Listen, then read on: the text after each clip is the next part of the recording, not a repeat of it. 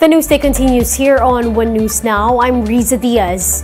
Forensic expert Dr. Raquel Fortun believes there is a need to look into the conditions inside the new Bilibid prison. To give us more details, we have Justin Punsalang reporting to us live from Muntinlupa City. Justin, can you tell us what's the update on the planned mass autopsy?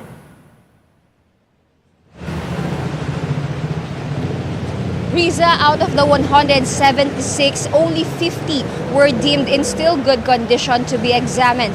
This is what forensic pathologist Dr. Raquel Fortun found out when she visited Eastern Funeral Services this morning.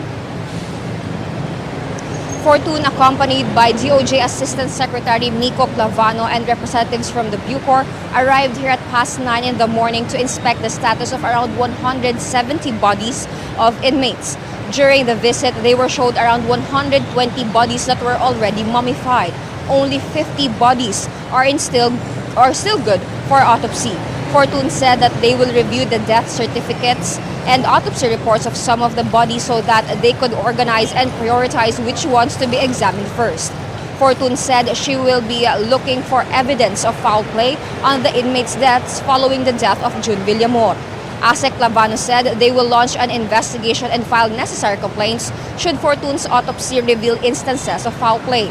Clavano added that they will address healthcare issues inside the jail facilities, considering the high number of inmate deaths, which they found alarming. Deceased inmates should also have proper posthumous treatments, such as burial or cremation.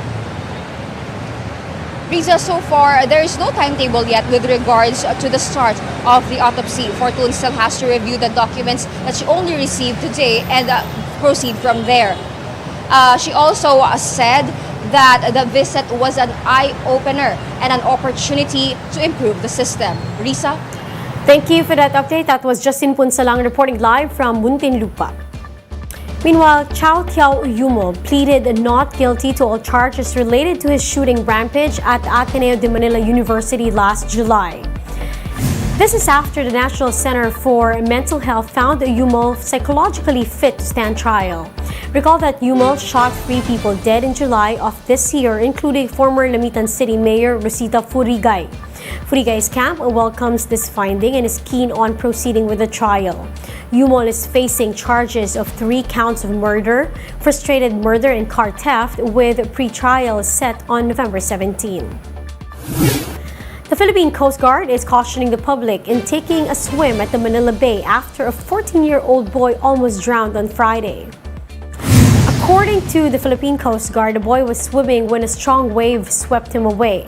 The boy was seen hanging on a styrofoam box in a plastic bottle to keep afloat. Because of the incident, the PCG is urging the public to be more cautious in swimming at the Manila Bay. We'll be back with more stories after the break. Keep it here on One News.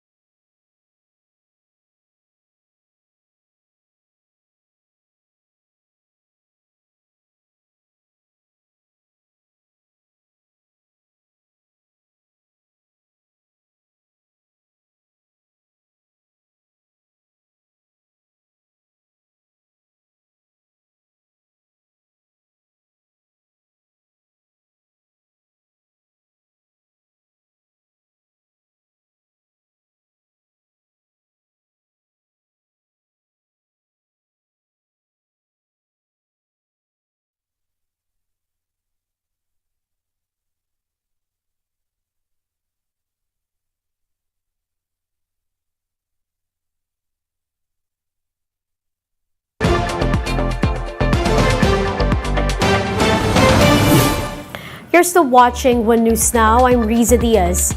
The Philippine economy grew by 7.6% in the third quarter, making the government more optimistic about hitting its 2022 growth target. Shala Francisco has the report. The economy managed to grow at a faster pace than expected in the third quarter. That's despite record high inflation, a weak peso, and expensive borrowing costs. The Philippine Statistics Authority reports that gross domestic product grew by 7.6% in the third quarter on the back of higher household spending. Even the National Economic and Development Authority, or NEDA, was surprised by the GDP growth.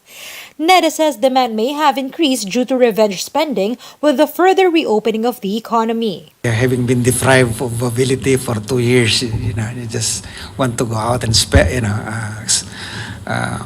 see the world again. I think that mobility was a big part of the story there. The high prices might not have completely dampened that desire to go out and spend. Perhaps because on the employment side, they see opportunities for income generation. Unfortunately, this growth has yet to trickle down to ordinary Filipinos. Medyo hirap pa, hindi pa rin ganun bumabangon. Tsaka halos parang walang nangyayari. Kaya lang talagang tiyaga dahil wala. Meron kang binabayaran kada buwan. Hirap pa rin kumita eh. Sabi natin na sinasabi ng maganda, pero hindi na nararamdaman eh. Naku ma'am, napakamahal po ng bilihin ngayon. Sobra. Hindi na kinakaya ng budget. NEDA said that inflation could still dampen growth. That's why they are focusing on providing targeted assistance like cash transfers. If we can focus on improving that, I think we can do well. Then that's why we are ramping up the digitalization, the national ID, because that will help us ensure that we reduce and we can improve our ability to deliver the ayuda to the most deserving, most vulnerable. Despite the threat of high inflation, the government is optimistic that the economy can hit the 6.5% to 7.5% growth target set for this year. Shaila Francisco, we are One News. Billy Crawford and his partner emerged as the grand winner of the Danse avec les Stars, the French version of Dancing with the Stars.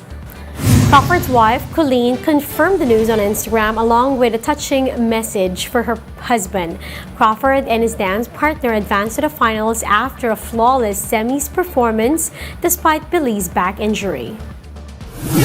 And those are the top stories of the hour. Join us later at 1:30 in the afternoon as we continue to monitor the day's biggest stories. You can also catch One News on Signal Play app. Register for a free account now at www.signalplay.com and stream One News live anytime, anywhere. I'm Riza Diaz. We are One News.